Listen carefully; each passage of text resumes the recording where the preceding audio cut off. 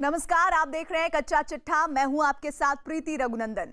चीन ने लद्दाख में एक बड़ी साजिश के तहत रात के अंधेरे में घुसपैठ की कोशिश की, लेकिन इस बार चीन की धोखा नीति उसके ही गले की फांस बन गई। भारत के जाबाज जवानों ने चीन को ऐसा सबक सिखाया है कि चीन के सैनिकों को मैदान छोड़कर भागना पड़ा।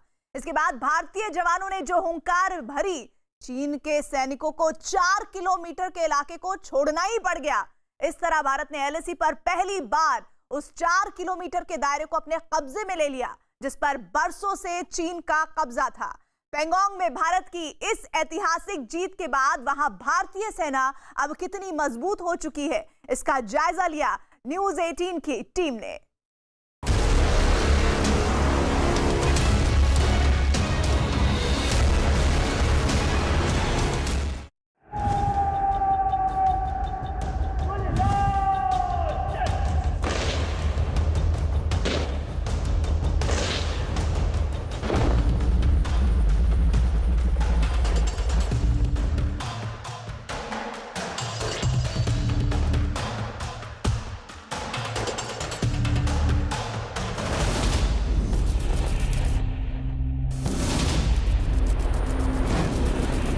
पैंगोंग में हिंदुस्तान के हुंकार पर सबसे बड़ी खबर।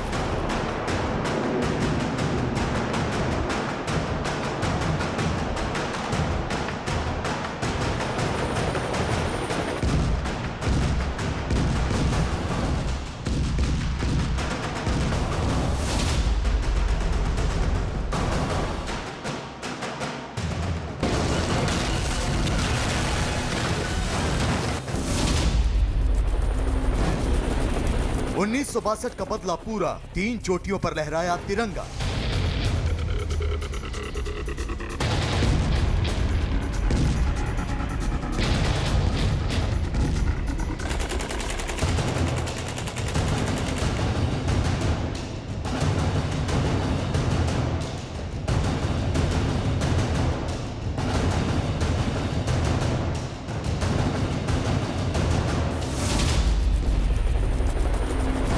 भारतीय सेना का पराक्रम 4 किलोमीटर तक चीन को खदेड़ा।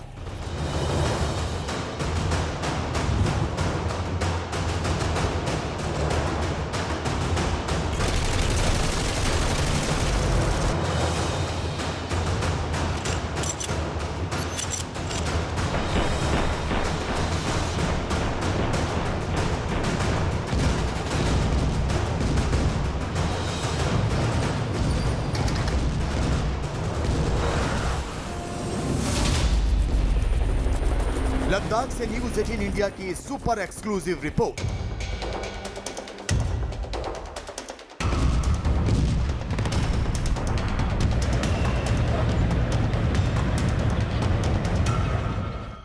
चालबाज चीन जीत हो गया। एलएसी पर उसकी साजिशों की हवा निकल गई। चीन की 4 महीने पुरानी चाल का हिंदुस्तान ने ऐसा जवाब दिया कि शी जिनपिंग का सिर चकरा गया। भारतीय सेना ने पीपल्स लिबरेशन आर्मी को उसी की भाषा में जवाब दिया और उन 3 चोटियों पर कब्जा कर लिया जिन पर चीन की बुरी नजर थी। भारत के वीर जवानों ने हजारों फीट ऊपर पैंगोंग त्सो झील के पास चीन की सेना को ऐसी पटखनी दी कि बीजिंग तक इस शिकस्त की गूंज सुनाई दी। आज हम आपको पहाड़ की वो चोटियां दिखाएंगे जहां अब तिरंगा लहरा रहा है। आज हम आपको 29 से 30 अगस्त की रात की शौर्य गाथा दिखाएंगे जिससे चीन हिल गया है। तो सबसे पहले आपको दिखाते हैं ये नक्शा, गौर से देखिए। इस नक्शे पर आपको 5 चोटियों पर भारत का तिरंगा लहराता नजर आ रहा होगा। इन 5 चोटियों में से गुरुंग हिल और मागर हिल पर भारत के जवान पहले से तैनात थे, लेकिन हेलमेट टॉप, ब्लैक टॉप और रिकिन ला पर भारतीय सेना ने 29 से 30 अगस्त की रात को कब्जा कर लिया। यही नहीं, इससे सटे इलाकों में भारत ने अपनी सैनिकों की तादाद भी बढ़ा दी, जबकि गुरुंग हिल के पास तो भारत ने अपने युद्धक टैंक भी तैनात कर दिए हैं। भारत के आक्रामक रुख से बौखलाया चीन बैकफुट पर नजर आ रहा है।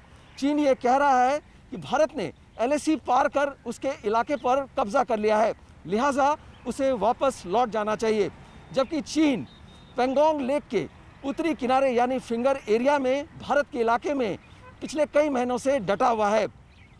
पिछले 4 महीनों से इसी को लेकर भारत और चीन के बीच बातचीत चल रही है और भारत कह रहा है कि चीन वापस लौटकर अप्रैल के पहली वाली स्थिति बहाल करे, लेकिन चीन अपनी जिद पर अड़ा हुआ है। जी हाँ, एक तरफ तो चीन पैंगोंग त्सो झील के उत्तरी इलाके में अपनी चालबाजियों को अंजाम देने की कोशिश कर रहा है, दूसरी तरफ वो भारत पर LAC लांघने का आरोप लगा रहा है, जबकि हकीकत तो यही है कि भारत ने उसे उसी की भाषा में जवाब दिया है। हिंदुस्तान ने उस इलाके और उन चोटियों पर कब्जा किया है जहां चीन खुद काबिज होकर रणनीतिक बढ़त हासिल करना चाहता था। तो अब आपको बताते हैं कि ब्लैक टॉप का पूरा इलाका आखिर क्यों खास है और अब यहां भारतीय सेना की मौजूदगी से चीन में हड़कंप क्यों मचा हुआ है। दरअसल ताजा विवाद पैंगोंग झील के दक्षिणी हिस्से में हुआ। यह विवादित इलाका ब्लैक टॉप पहाड़ी के नजदीक है, जो चुशुल से 25 किलोमीटर पूर्व में है। ब्लैक टॉप पर हालांकि चीन का नियंत्रण था, लेकिन अब यहां भारतीय सेना की मौजूदगी ने उसे परेशान कर दिया है। ब्लैक टॉप की ऊंचाई से करीब 100 मीटर नीचे चीनी टैंक साफ देखे जा सकते हैं। चीन की सेना ने इन्हें किसी भी एक्शन के लिए बिल्कुल तैयार रखा है। वहीं भारतीय सेना anti tank missile spike system से लैस है, यानी इशारा मिलते ही चीन के T-15 टैंक तबाह किए जा सकते हैं। एंड इसको हम आगे जो एक्शन है इसको हम कंटिन्यू रखेंगे एंड हम चाइना को ये बताना चाहते हैं कि हमारी टेरिटोरियल इंटीग्रिटी के साथ खिलवाड़ ना करे। ये 2020 का भारत है, हिंदुस्तान है, ये मेरा हिंदुस्तान है, ये बदल चुका है और ये मेरे हर देशवासी का हिंदुस्तान है। मैप के जरिए देखने पर पता चलता है कि इन इलाकों में ऊंची ऊंची चोटियां हैं, जिनका अपना रणनीतिक महत्व है। इसलिए क्योंकि जो चोटी पर रहेगा वो पूरे इलाके पर नजर रख सकता है। यही नहीं, दूसरे देश के सैनिकों की हर चाल को भांप सकता है। पैंगोंग त्सो झील के दक्षिण के किनारे में पहाड़ियों की पूरी श्रृंखला है, लिहाजा भारतीय सेना ने चीन की गिद्ध दृष्टि पड़ने से पहले यहां तिरंगा फहरा दिया, वो भी ठीक उसी की भाषा में। गौर से देखिए ये नक्शा। पैंगोंग झील के दक्षिण में स्पांगुर झील है, जो ज्यादातर सूखी ही रहती है। स्पांगुर झील और पैंगोंग झील वाले इलाके के बीच में पहाड़ियां हैं। स्पांगुर झील पर करीब 2.5 किलोमीटर की खाली जगह है, जहां से सैन्य मूवमेंट हो सकती है। 29 अगस्त की रात को चीन के सैनिकों ने यहां मौजूद चोटियों पर कब्जा करने की कोशिश शुरू की, लेकिन भारतीय जवान उसे रोकते हुए करीब 3 पहाड़ियों पर पहुंच गए।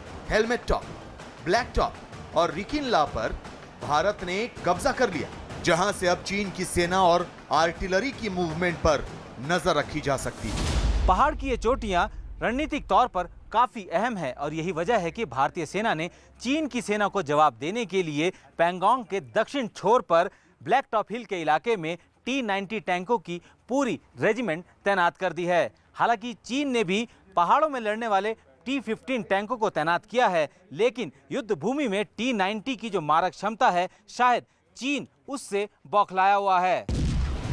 जाहिर है चीन के मंसूबों पर भारत ने पूरी तरह पानी फेर दिया है। 29 से 30 अगस्त की रात भारत की स्पेशल फ्रंटियर फोर्स ने चीन की मौजूदगी और बिना कब्जे वाले इलाके पर अपनी मौजूदगी दर्ज कराकर चीन को जोर का झटका दिया है। तो न्यूज 18 इंडिया को सूत्रों से मिली एक्सक्लूसिव जानकारी के मुताबिक विकास फोर्स या कहें SFF के इस ऑपरेशन में PLA को काफी नुकसान झेलना पड़ा है। भारतीय सेना उस इलाके में 4 किलोमीटर के दायरे में घुस चुकी है, जिस पर कभी चीन का कब्जा होता था। रणनीतिक तौर से अहम चोटियों पर अब भारत का कब्जा हो गया है। भारत अब इस इलाके में रणनीतिक तौर से फायदे की स्थिति में है। भारतीय सेना ने LAC पर अपनी तैनाती में भारी बदलाव किया है। पूर्वी लद्दाख की कई चोटियों पर भारतीय सेना ने अपनी नई पोस्ट बना ली है। पैंगोंग के उत्तरी इलाके में जिन पहाड़ियों पर चीन सेना के जवान तैनात हैं, भारतीय सेना ने उन चोटियों के आसपास ऊंची चोटियों पर अपनी तैनाती की है। यही नहीं, नॉर्थ पैंगोंग में भारतीय सेना कुछ चोटियों पर तो अब बड़ी बढ़त हासिल कर चुकी है। इस समय पैंगोंग के दक्षिणी किनारे से लेकर रेजांग ला तक हर पहाड़ी पर भारतीय सैनिकों की मौजूदगी है। दक्षिणी पैंगोंग के पास चीन सेना की एक आर्मर्ड रेजिमेंट और बख्तरबंद गाड़ियों की एक बटालियन स्पांगुर गैप के पास देखी गई है। तो गौर करने वाली बात यह है कि जिस रिकिन ला और रेजांग ला पर 1962 में जबरदस्त लड़ाई हुई थी और भारत ने कभी अपनी सेना यहां नहीं भेजी, अब वहां भी कई अहम इलाकों में तिरंगा लहरा रहा है। लिहाजा भारत ये बढ़त बनाए रखना चाहता है। यही वजह है कि सेना प्रमुख MM नरवणे 2 दिन के लद्दाख दौरे पर हैं, जहां वो सुरक्षा हालात और भारतीय सेना के ऑपरेशन की समीक्षा करेंगे, क्योंकि आशंका जताई जा रही है कि बर्फबारी से पहले LAC पर तनाव अपने चरम पर पहुंच सकता है। चीन कई और मोर्चों पर जंग जैसे सूरत-ए-हाल पैदा कर सकता है। पैंगोंग में चीन की हार की इबारत भारत की एक ऐसी जाबाज टुकड़े ने लिखी जिसके बारे में बहुत कम लोग ही जानते हैं। ये एक ऐसी बटालियन है जिसके जाबाजों को आज तक कोई नहीं हरा सका है। ये आकाश से पाताल तक कहीं दुश्मन को पल भर में ढेर करने की ताकत रखते हैं। भारत ने चीन के इरादों को भांपते हुए LAC पर वक्त रहते इस टुकड़ी को तैनात कर दिया था और इस बटालियन के जाबाजों ने चीन का जो हाल किया, उसके बाद यही कहा जा रहा है कि भारत ने 1962 का बदला ले लिया है।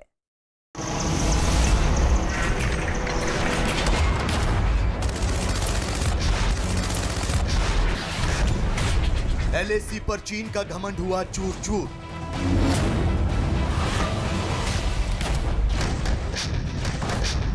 भारत के जाबाजों ने चीन को चटाई धूल।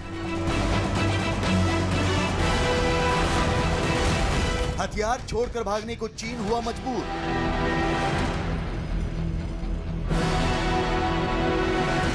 भारत की सीक्रेट फोर्स ने किया चीन को चकनाचूर। 29 से 30 अगस्त की रात चीन ने भारत के साथ धोखे की जो साजिश रची थी, उसके जाल में वो खुद ही फंस गया। चीन का मंसूबा तो LAC पर उन पहाड़ी चोटियों पर कब्जा करने का था जो भारत की जमीन पर हैं। इसके लिए चीन की धोखेबाज सेना ने रात के अंधेरे में दबे पांव भारी गोला बारूद के साथ भारत में घुसपैठ की कोशिश की। लेकिन जब भारत के जाबाज जवानों ने पलटवार किया तो चीन को न सिर्फ मैदान छोड़कर भागना पड़ा, बल्कि वो अपने हथियार और गोला बारूद भी नहीं लेकर जा सके। 29-30 अगस्त की रात को भारतीय सेना के जवानों ने चीन को एक ऐसा सबक सिखाया, ये सबक चीन में सदियों तक याद किया जाएगा, क्योंकि बिना किसी हथियारों के भारतीय सेना ने न सिर्फ चीन के मंसूबों पर पानी फेरा, बल्कि LAC के करीब 4 किलोमीटर के दायरे में तिरंगा गाड़ दिया, जिसे चीन कभी अपना बताता था। यही नहीं, पैंगोंग लेक के ऊपर की पहाड़ियों पर भी भारतीय सेना ने तिरंगा लहरा दिया और चीन को ये सबक सिखाया एक ऐसी बटालियन ने जो कि आज तक दुनिया के सामने नहीं आई और इसके बारे में बहुत कम जानकारी है।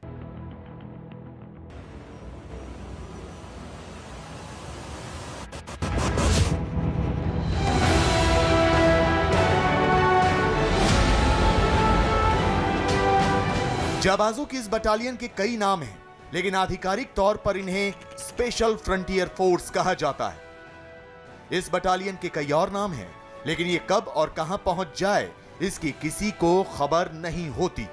सबसे पहले हम आपको बताते हैं कि इस बटालियन को किन किन नामों से पहचाना जाता है। स्पेशल फ्रंटियर फोर्स वैसे तो SFF के नाम से पहचानी जाती है, लेकिन इसके अलावा इस बटालियन को एस्टेब्लिशमेंट 22 भी कहा जाता है। यही नहीं, इस फोर्स को विकास बटालियन का भी नाम दिया गया है।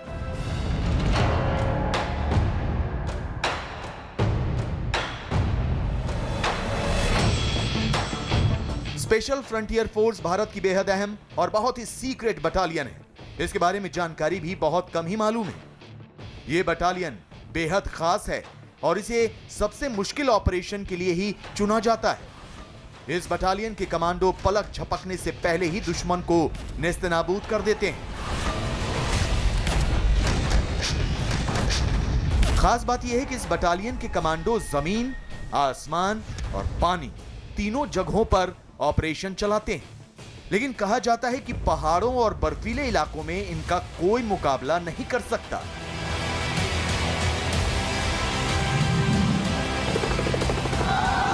ये बटालियन करीब 60 साल पुरानी है। इसके बावजूद इसके राज आज तक दुनिया के सामने नहीं आए हैं। हम आपको बताते हैं कि इस बटालियन को कब और कैसे तैयार किया गया। स्पेशल फ्रंटियर फोर्स का गठन 1962 की जंग के बाद किया गया। उस वक्त इसे पहाड़ों पर ऑपरेशन के लिए खास तौर पर तैयार किया गया था। इसका गठन मेजर जनरल सुजान सिंह ने किया था, जो 22 माउंटेन रेजिमेंट के कमांडर रह चुके थे। इसी वजह से इसका नाम एस्टेब्लिशमेंट 22 पड़ा। शुरुआत में इस बटालियन में तिब्बत मूल के उन लोगों की भर्ती की गई जो भारत में शरणार्थी बनकर आए थे। हालांकि अब इस बटालियन में तिब्बती और गोरखा दोनों ही शामिल किए जाते हैं। एसएफएफ की पहली बटालियन में 5000 जवान शामिल किए गए थे। इस वक्त स्पेशल फ्रंटियर फोर्स में 10,000 कमांडो शामिल हैं। स्पेशल फ्रंटियर फोर्स में शुरुआत में तिब्बती मूल के लोग शामिल किए गए, जिसकी एक खास वजह थी, क्योंकि इस बटालियन को एलएसी पर ऑपरेशन के लिए खास तौर पर तैयार किया गया था और तिब्बत के लोग इस इलाके की जलवायु में आसानी से ढल सकते थे। इसलिए तिब्बत मूल के लोगों को इस बटालियन के लिए चुना गया। हालांकि अब इसमें गोरखा भी शामिल किए जाते हैं, लेकिन गोरखा भी तिब्बत मूल के लोगों की तरह पहाड़ी इलाकों में बेहद आसानी से ढल जाते हैं। ये स्पेशल फ्रंटियर फोर्सेस गुप्त तरीके से अपना काम करती हैं।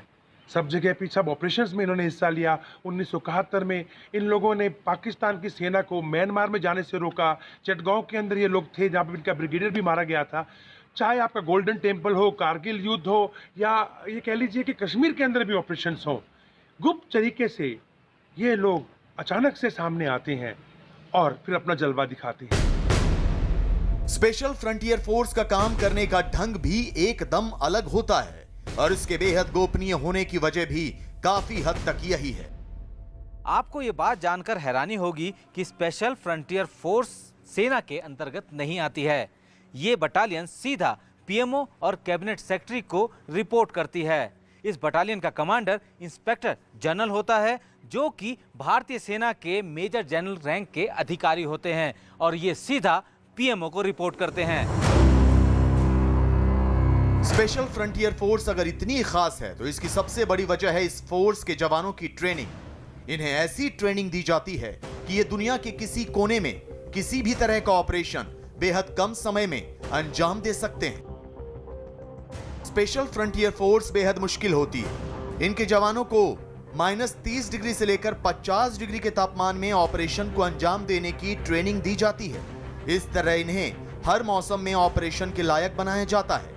इस बटालियन के जवानों को पहाड़ों पर ऑपरेशन की खास ट्रेनिंग दी जाती है। इसके साथ ही इन्हें जमीन, आकाश और पानी में ऑपरेशन के लिए प्रशिक्षित किया जाता है।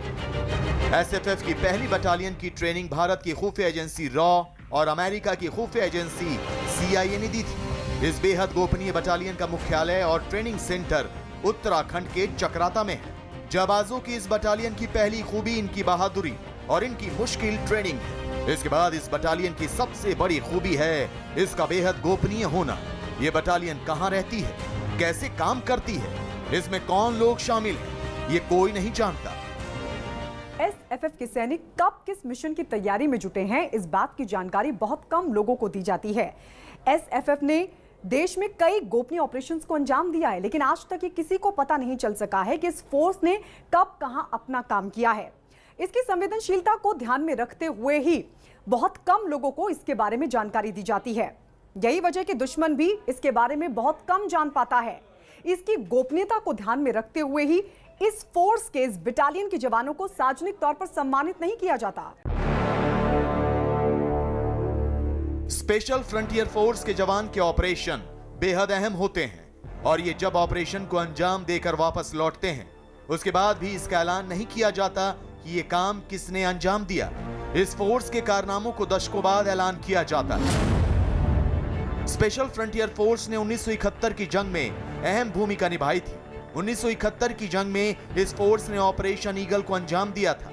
1984 के ऑपरेशन ब्लू स्टार में भी स्पेशल फ्रंटियर फोर्स के जवान शामिल किए गए थे। यही नहीं, करगिल की जंग में भी इस बटालियन के जवानों ने अहम भूमिका निभाई थी। स्पेशल फ्रंटियर फोर्स के इन्हीं जाबाज जवानों ने 29 और 30 अगस्त की रात LAC पर पैंगोंग झील के दक्षिणी किनारे पर चीन को धूल चटाई। यही नहीं, इन जवानों के सामने आने पर चीन के सैनिकों को अपने हथियार तक छोड़कर भागने पड़े। इसके बाद भारत ने LAC पर 4 किलोमीटर के उस इलाके को भी अपने कब्जे में ले लिया जिस पर कभी लाल झंडा लहराया करता था।